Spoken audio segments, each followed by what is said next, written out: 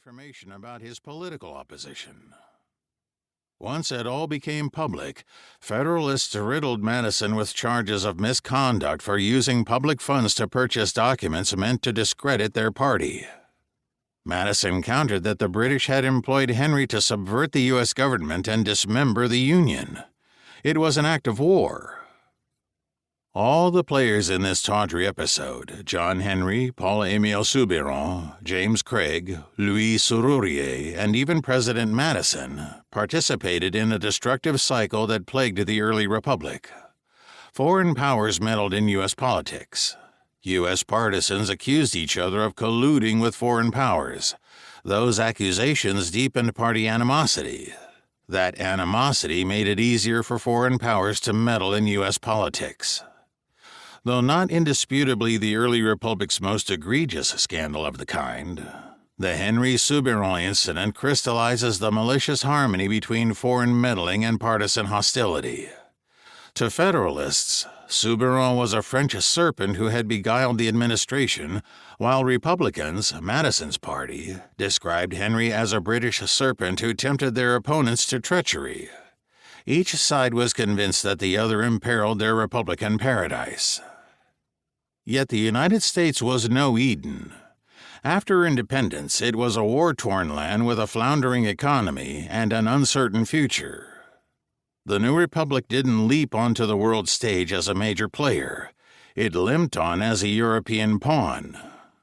The expansive nation boasted the trunk and limbs of a giant, quipped one foreigner, but the muscles of an infant.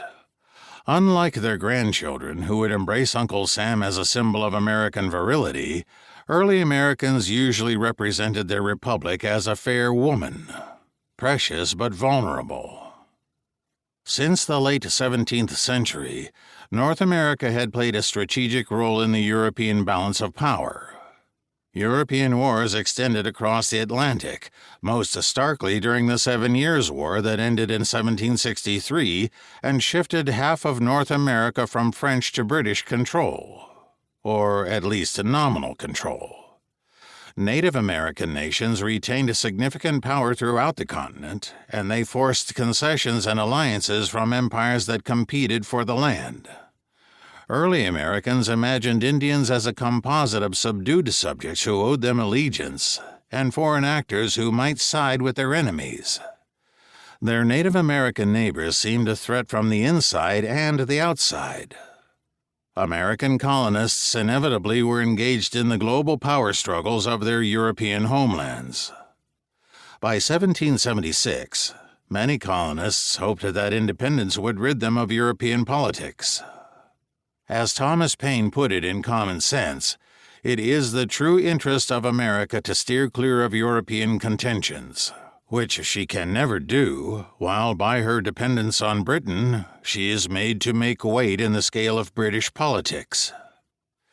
Despite Paine's optimism, European powers sought to manipulate U.S. politics to their own geostrategic benefit.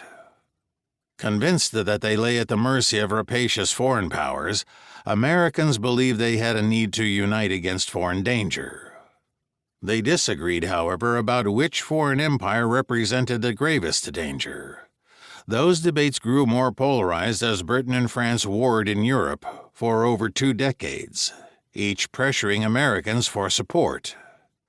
As a party system developed in the United States, dominated by British-backing Federalists on the one hand and French-favoring Republicans on the other, policy disagreements descended into factional tribalism. Distrust led each side to accuse the other of foreign collusion.